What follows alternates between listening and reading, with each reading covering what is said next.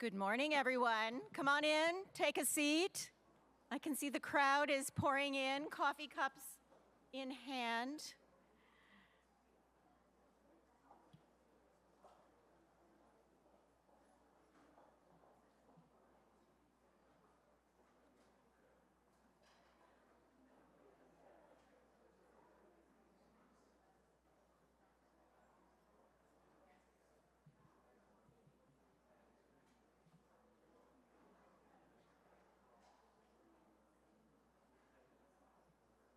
Come on in, there's room down front. You don't have to stay in the back.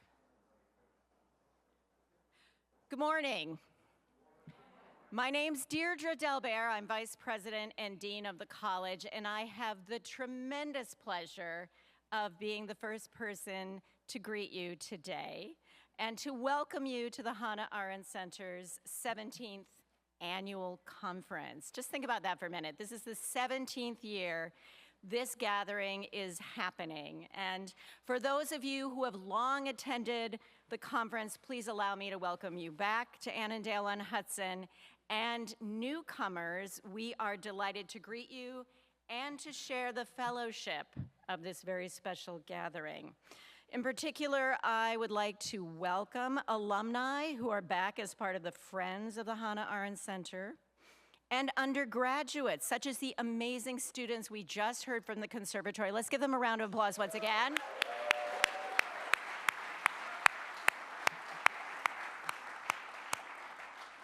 The conservatory will be celebrating its 20th anniversary this year, so we are delighted to have them here. I understand at every break and throughout the 2 days, we will be hearing beautiful music, thanks to our students from the conservatory, those young musicians.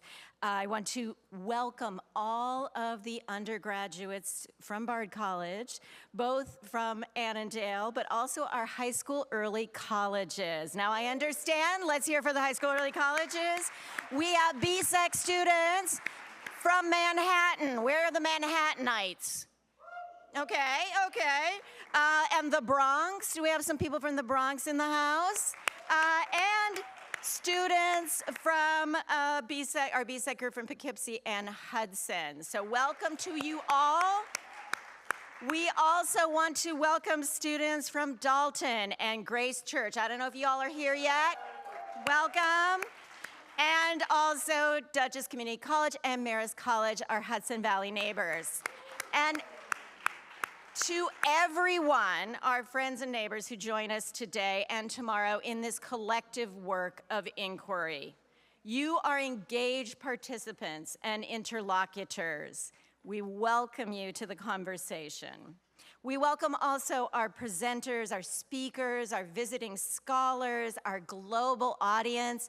I understand we have conference registrants from Uruguay here with us, from Canada, Japan, and all around the globe, also joining via webcast. And I want to thank those who are tuning in live on our live stream and say a special hello to the JG Watch Party in New York City and to the Arendt at Berkeley Watch Party in California. You guys are up early, okay? So we are very glad to have you with us today. This year's theme is joy.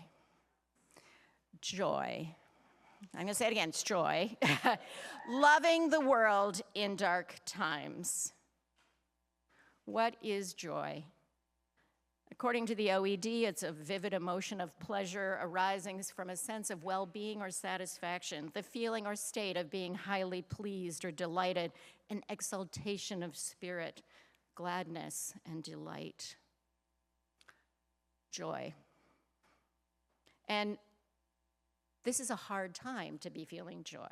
It's a moment in which asking questions about joy feels urgently necessary. And over the next few days, conference goers will seriously have the opportunity to think about the following questions.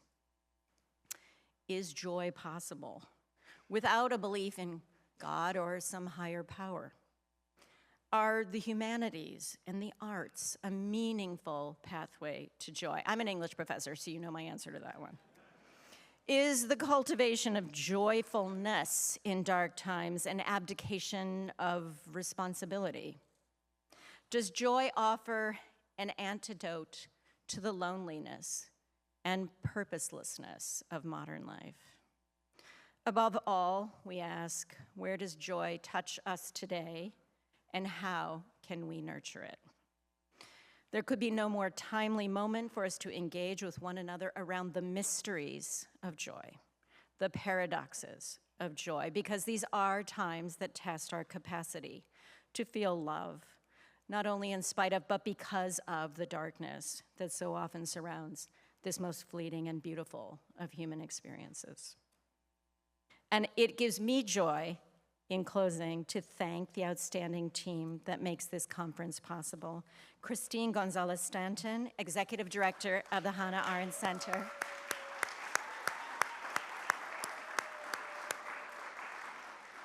Phil Lindsay, Democracy Innovation Programs Manager. Phil. Jana Mader, Director of Academic Programs at the Hannah Arendt Center. Hillary Harvey, Communications Manager. She keeps us all connected. And all of the students who serve as program fellows for the Arendt Center. Thank you all for being here. And now, please join me in welcoming to the stage conference organizer Roger Berkowitz, who is the founder and academic director of the Hannah Arendt Center and professor of political studies, philosophy, and human rights at Bard College. I feel joy to see you here today, and I wish you joy in all that follows. Thank you.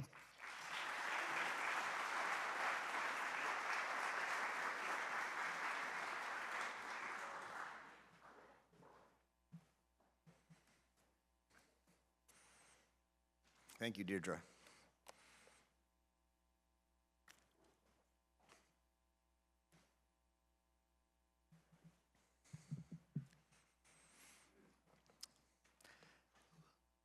We know what we are against. We see a police officer's knee on a man's neck, and we cry out against racism. We are trapped in a bureaucratic hell trying to see a doctor, and we rage against corruption and greed. We watch leaders who thrive on cruelty, and we cry out against tyranny. Everywhere, people feel powerless. The CEO in his glass office, the out-of-work graduate starting a bullshit job, the immigrant hiding from ICE, and the ICE officer ordered to arrest a hardworking mother. We know what we are fighting against: racism, corruption, and tyranny. But do we know what we are fighting for? Breaking the system is not enough. The darkness of our time is not only rising illiberalism or the growing power of artificial intelligence. It is something deeper.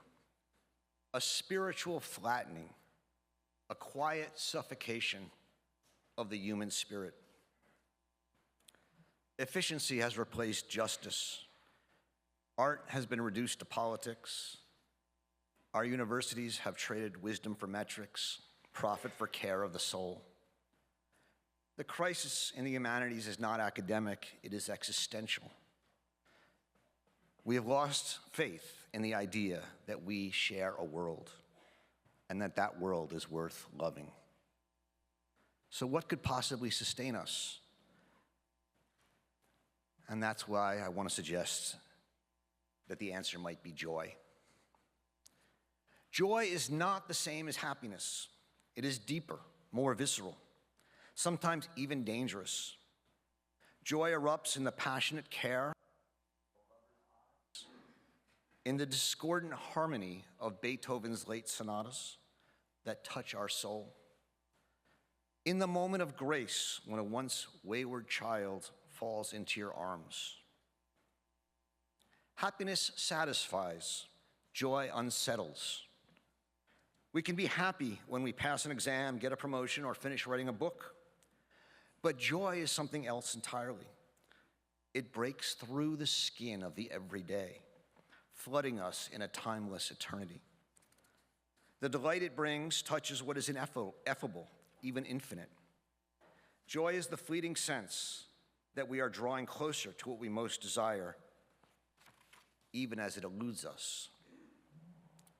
I feel joy when I teach. When a classroom suddenly ignites and students lean forward, their eyes alight, and something like learning happens. I felt it over again reading Hannah Arendt. The provocation of insight, the push to rethink my basic convictions.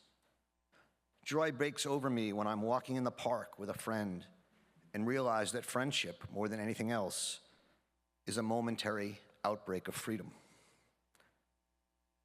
Joy has no goal, no outcome. It is not the prize at the end, but the surge that pushes us to begin again. Ralph Waldo Emerson called it the moment when I am glad to the brink of fear. In such experiences, all mean egotism vanishes, he wrote. I become a transparent eyeball. I am nothing. I see all. In that instant, we feel ourselves part of the universal current of being. We glimpse the beauty and meaning in the world, at least for a moment. And in that moment, joy becomes faith in the world itself. Joy is not escapism. It is an act of refusal, a rebellion against despair. Joy, then, I would say, is not a distraction. It is defiance. It is how we refuse to surrender our humanity. In this sense, I think joy is revolutionary. Emerson's joy is luminous, not ecstatic, a steady state of affirmation. Rainer Maria Rilke's joy, by contrast, trembles and grows. Joy, he writes, is a tree growing into the earth, its roots in darkness, its crown in light. It is what he calls being seized by being. Walt Whitman's joy expands until it breaks all boundaries. Do I contradict myself? Very well, I contradict myself. I am large, I contain multitudes. This is joy as plenitude, not as moral peace. Joy transforms. It ties us together in a higher vision of meaning. Spinoza called it the feeling of moving toward what we most desire, even if that desire can never be fulfilled. In joy, we brush against the infinite. Arendt might say, there is no joy without faith in something larger than the self, a calling, a love, a spark of the divine. Hannah Arendt first explored this connection between joy and the divine in her dissertation, Love and St. Augustine. For Augustine, love of God is the love of my immortal self and also the hatred of my mortal self. The joy found in that love for Augustine lies outside the world. Spinoza offers a countervision of joy. The joy found in Spinoza's love of God is not out of this world. It does not transcend it. Instead, joy is a feeling of power, a real transition to a higher degree of being, a strengthening of our striving to persist. In the face of God, Spinoza finds not escape from the world, but a feeling of empowerment and affirmation. Joy is our essence fully manifest in the world. What Arendt found interesting in Spinoza was not his knowledge of God so much as his blessedness of thinking itself, in which joy and freedom are united. Blessedness, what he called Seligkeit, is not the goal, but is the experience of knowing. Friedrich Nietzsche, radicalizes and secularizes this joy. His amor fati, the love of fate, is the joyous consent to a totality of what is, to rejoice in existence, even in the bad and in the suffering. It is to express the highest strength of life. He calls this die große Freude, the great joy, which culminates in the doctrine of eternal recurrence, the thought that the truly joyful spirit would will every moment to return eternally, even the bad ones. And yet for Hannah Arendt, even in these visions of joy, something is missing. Arendt also placed joy at the center of her thinking. but she gave it a more worldly home. For Spinoza and Nietzsche, joy is solitary, rooted in the stillness of contemplation or the ecstasy of the self. Arendt's joy begins elsewhere, in the world we build with others. Her joy is worldly, not divine, political, not private, shared, not solitary. In 1949, writing to Karl Jaspers, Arendt called Spinoza magical, yet alien to her. She distrusted Spinoza's calmness and stillness that he found in a nearness to God. Jaspers agreed that Spinoza's tranquility bordered on indifference. He told her a story. Spinoza, amused by nature's cruelty, once placed flies in a spider's web and laughed as they struggled and were eaten. Jaspers admitted he had done something similar as a boy, but he had not laughed. He saw in the scene the raw fact that the strong devour the weak. Spinoza saw only the necessary and beautiful order of things. Jaspers admired Spinoza's sublime capacity to see the entirety of existence in the nearness to God. Arendt did not. She could not love a world so serenely reconciled to such tranquility. For her, joy was not calm acceptance, but a worldly confrontation and reconciliation that never erases conflict. A yes to the world that holds open the possibility also of saying no, of insisting that there might be things one cannot and one should not reconcile to. Years later, in 1955, Arendt wrote Jaspers from her summer cottage just across the river in Palinville. I've begun so late, she wrote, really only in recent years, to truly love the world, that I should be able to do that now, out of gratitude. I want to call my book on political theories, Amor Mundi, the love of the world. To love the world as it is, without illusions, without consoling ideologies, is to stand neither above it, as did Augustine, or to dissolve within it, like Spinoza. It is to find joy amidst sorrow, to affirm that even in the midst of darkness and pain, something meaningful, beautiful, and worth preserving remains. In Augustine's statement, man was born so that there might be a beginning, Arendt found a principle of human freedom. Even in the darkest times, the roots of a new light can emerge, a light in dark times. That is joy's deepest meaning, not naive optimism, but faith without illusion. The belief that even in its brokenness, the world remains worthy of love because it can still give birth to new beginnings. But not all joy is innocent. Even cruelty can dance under the banner of joy. There is the joy of winning, the joy of domination, of humiliation, of sticking a knife and twisting it. Nietzsche named one form of it Schadenfreude, the joy and the pain of another. And Donald Trump is a joyous man. People like his joy. They cheer as he laughs, mocks, and exults in victory. It is infectious, the thrill of conquest, the ecstasy of owning one's enemies, the flex. Yet that too is joy, the joy of destruction, the carnival of power, unmoored from love. Arendt's Amor Mundi, the love of the world, is a higher joy. Not the joy of winning, but the joy of belonging. Not the thrill of cruelty, but the quiet courage of creation. When Arendt reclaims the tradition of joy as affirmation begun by Spinoza and Nietzsche, she adds something new. That joy is also political judgment, a judgment of solidarity. Arendt's joyful love of the world has, as she says, a merciless boundary. There are things, she thinks, that one must say about them, this ought not to have happened. This is the foundation for Arendt's judgment of Adolf Eichmann in Eichmann in Jerusalem. His crimes, she thought, were more than unforgivable. They shattered the very possibility of a shared world so that no legal punishment could fully address them. His deeds were simply irreconcilable.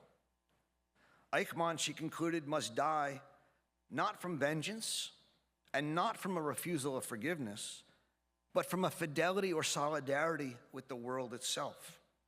What he did was simply irreconcilable with the human world. We must, Arendt writes, say no to the world in which such crimes occur, not to erase them from memory, but to ensure that they remain beyond the possibility of affirmation. We must hang Eichmann, in her words, to affirm that the world we love is one in which people who do what he did are not welcome. We hang Eichmann, Arendt argues, not because of who he is, but to affirm our solidarity with a world that we can love. Arendt saw in solidarity a way of binding a plurality of people to a common world, even when they have done wrong. If reconciliation is what allows us to live with imperfect friends, solidarity is what allows a plural polity to live together at all. It seeks to repair the fabric of the polis rent by wrongs and divisions. Saying no when the world is broken beyond repair can be a political act of solidarity. But so too is joyful affirmation. Saying yes to a broken world, also a political act. Joy and judgment, affirmation and refusal, are two sides of the same joyful act. In both cases, Arendt understands joy to be an act of solidarity. Solidarity for Arendt is the political form of her joyful love for the world. It allows us to live with an imperfect and even broken world. Solidarity is not sentimental or based in pity. Pity, she writes, may be the perversion of compassion, pulling us toward the poor and weak out of condescension and guilt. Solidarity, by contrast, partakes of reason and universality. It aims to unite all people, not simply the poor. It can bind the strong and the rich, no less than the weak and the poor, she writes. It labors dispassionately to weave what she calls a community of interest across difference. The common interest that underlies solidarity is not pity for the weak, but what she names the grandeur of man or the honor of the human race. Pity isolates, solidarity binds. Pity is emotional, solidarity partakes of judgment. Pity narrows compassion to the miserable, solidarity honors the human as such. Because solidarity encompasses all people, not just the miserable, it becomes a political act that accepts a world of true plurality and aims to build such a world through politics. At a time riven by ideology and grievance, by demands for moral purities, Arendt insists that politics requires living with those with whom we disagree. She argues not from sentimentality, nor out of morality or of forgiveness. Her politics of reconciliation insists that even a broken and imperfect world is still a world and a world we can love. Which brings us to the question, who are our friends and who must we cut loose? Reconciliation does not excuse, it judges. It does not forget, it remembers. It dares to live in the space of rupture and help restore a world that, though shattered, is not beyond repair. In an age of polarization and purity, when political life is reduced to enemy camps, Arendt teaches that politics begins not in agreement, but in the willingness to judge, to live with what we can, to reconcile without forgiving, and to cast out what we must. To reconcile without forgiving, to live with imperfection without surrendering to it. To preserve the shared world by refusing what makes it unlivable. This is the politics of joy. Not serenity, but the hard-earned gladness of those who have faced the world's darkness and still chosen to love it. Thank you.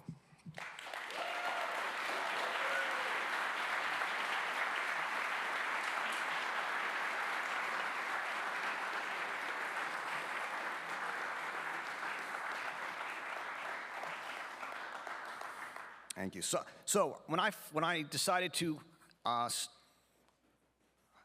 when we decided, and I decided to have this conference on joy, loving the world in dark times, I got a lot of different reactions. Some people said, I'm not feeling the joy. Some jumped up and said, yes, we need some joy. You're going to hear from both those kinds of people over the next 2 days. You're going to hear from poets, Ilya Kaminsky, Katie Farris, Ann Lauterbach, Shane McRae. We're going to talk about what does it mean to write beautiful poetry about tragedy, among other things. You're going to hear from novelists and essayists, Matthew Crawford, Charles Baxter, Francine Prose, Donovan Hohen, Wyatt Mason, and others. You're going to hear from activists like Erica Brown and Esley Thompson and Eva Tenuto on joy as an act of resistance. You're going to hear from scholars like Anthony Kronman on the joy and infinite, and Marilyn Simon on the pleasures of submission, on Jeremy Eichler on the language of musical joy, on Robin Wang on the flowing joy of proximity, and others.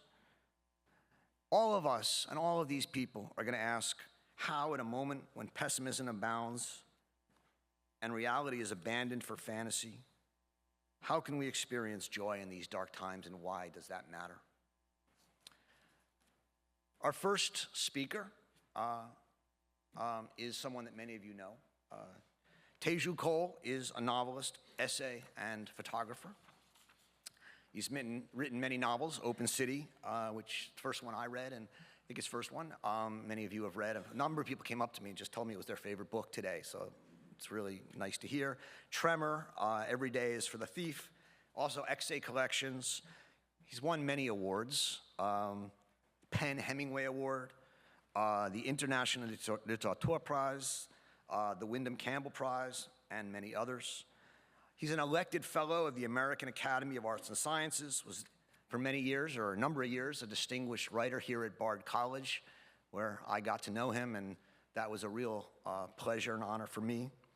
He delivered the 2024 Clarendon Lectures at the University of Oxford, and he is currently the Gore Vidal Professor of the Practice of Creating Writing at Harvard University. Please join me in welcoming Teju Cole.